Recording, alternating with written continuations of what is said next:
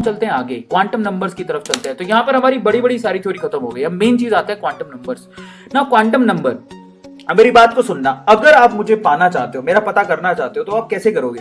Exact location पे पहुंचना चाहते हो कि मैं कहां हूं, तो क्या करोगे? आप पता करोगे मेरा गली का नंबर।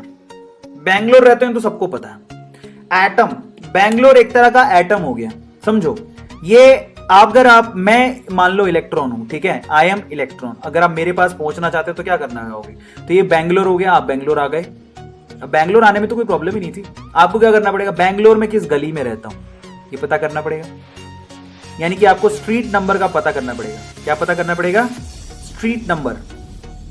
अच्छा, उस गली में कौन से घर में रहता हूं ये भी पता करना पड़ेगा। एग्जैक्टली आपको हाउस नंबर पता करना पड़ेगा, ठीक है। उस घर में कौन से कमरे में सोता हूं ये पता करना पड़ेगा कि ये कमरा है, तो आपको रूम नंबर पता करना पड़ेगा। सही है।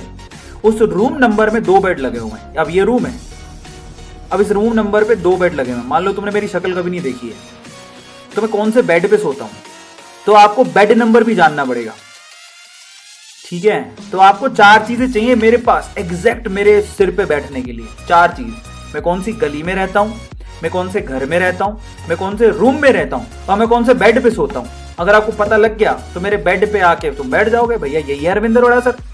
तो इसको हम लोग केमिस्ट्री में कैसे बोलते हैं? देखो, केमिस्ट्री में किसी भी इलेक्ट्रॉन का पता करने के लिए आपको 4 चीजें चाहिए। एक तो स्ट्रीट नंबर, जिसको हम लोग बोलते हैं प्रिंसिपल क्वांटम नंबर, जिसको हम लोग एन से रिप्रेजेंट करते हैं। एक होता है हाउस नंबर, जिसको बोलते हैं अजीमुथल क्वांटम नंबर, जिसको हम लोग एल से रिप्रेजेंट करते हैं। एक होता है रूम नंबर, जिसको बोलते हैं मैग्नेटिक क्वांटम नंबर, जिसको हम लोग एम से रिप्रेजेंट करते हैं। एक होता है बेड नंबर, कौन से बेड पे सोया पड़ा है, उसको बोलते हैं स्पिन क्वांटम नंबर। तो 4 क्वांटम नंबर होते हैं, एन एल एम एस, ठीक है। सो ये 4 क्वांटम नंबर के बारे में हम लोग पढ़ेंगे।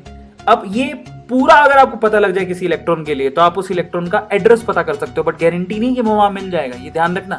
बस हाँ, उसके सिराने पे जाके बैठ सकते हो, कभी तो आएगा सोने। तो मतलब ये है कि अगर आपको मेरा कोई street number, house number, room number, bed number बता दे, तो मैं गारंटी नहीं बेड पे सोया मिलूंगा। मैं सुसु करने के लिए टॉयलेट पे भी जा सकता हूँ, मैं नहाने के लिए कहीं और भी जा सकता हूँ। आ रहा है समझ में? क्लियर हो रहा है? तो अब बस आपको क्या करना है, उस बेड पे आके बैठ जाओ, मैं कभी ना कभी तो आऊंगा। सो मैक्सिमम पाए जाने की संभावना है वो सिर्फ, we can only check the probability और पॉसिबिलिटी कि हमको इलेक्ट्रॉन मिलेगा, बट गारंटी नहीं है। Try to understand. सो हम लोग एड्रेस पता कर सकते हैं। एड्रेस को क्वांटम नंबर से दिखाया जाता है। तो क्वांटम नंबर होते हैं 4। एक होता है प्रिंसिपल क्वांटम नंबर, एक होता है एंगुलर मोमेंटम क्वांटम नंबर, जो अजीमुथल क्वांटम नंबर भी कहते हैं। एक होता है मैग्नेटिक क्वांटम नंबर, एक होता है स्पिन क्वांटम नंबर। सबको पढ़ लो। पहला तो जो है ना प्रिंसिपल क्वांटम नंबर, वो बताता है कि भैया तुम्हारा शेल क्या है, इलेक्ट्रॉन कौन से शेल में है। शेल को रिप्रेजेंट करने का तरीका क्या होता है? इसको एन से रिप्रेजेंट करते हैं। ये 1 से शुरू होता है इसका number, shell number 1, shell number 2, shell number 3, shell number 4। इनको के एल एम से भी लिखते हैं, शेल के एल एम एन। समझ में आ गया?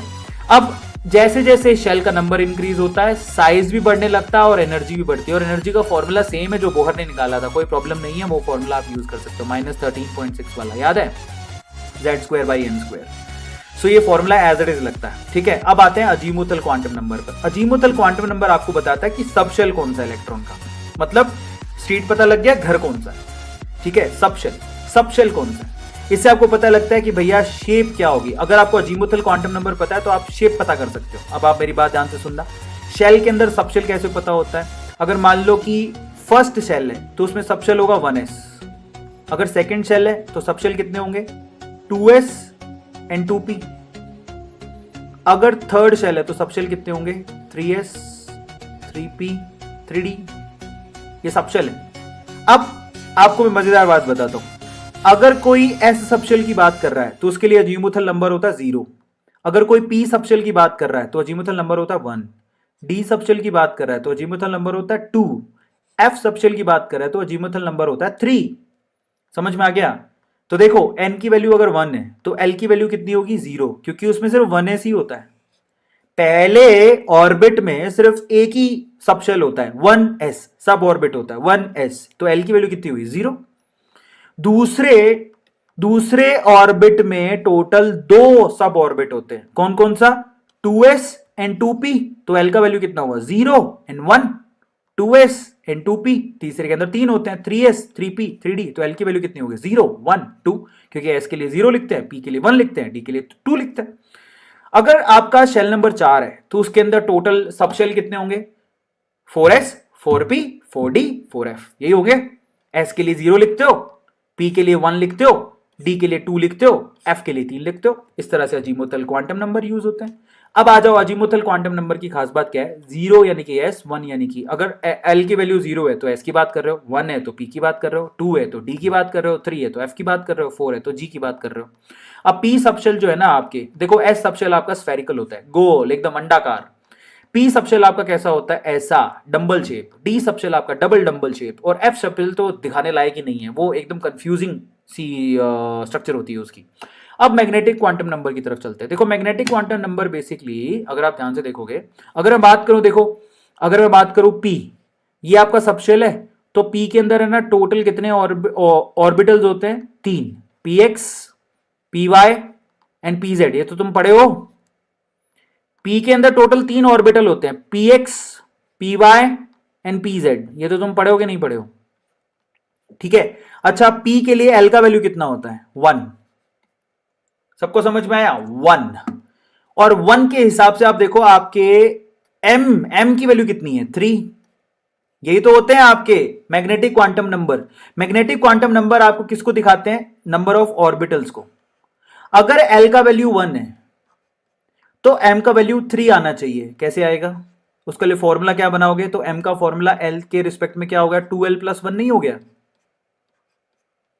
हो गया कि नहीं हो गया। तो आपका अगर आपको m की वैल्यू निकालनी है, m मैग्नेटिक क्वांटम नंबर, तो टोटल मैग्नेटिक क्वांटम नंबर कैसे निकालोगे 2l प्लस 1, और उनके नाम कैसे दोगे, m की वैल्यू नाम दी जाती है माइनस l से लेके प्लस l, ये बहुत इंटरेस्टिंग है, नाम देने का तरीका अलग होता है। पहली बात तो कितने हैं, फिर कौन से हैं, कितने हैं तो कितने का फॉर्मूला निकालने का तरीका क्या है 2l प्लस 1, कौन से हैं तो उसका निकालने का तरीका क्या है माइनस l से प्लस l। तो मैं आपको समझाता हूं, मेरी बात को ध्यान से सुनना। मान लो कि आपके पास l की वैल्यू है 2, तो आप किसकी बात कर रहे हो, l की वैल्यू 2 किसके लिए होती है, s के लिए 0 होती है, ये p के लिए 1 होती है, d के लिए 2 होती है।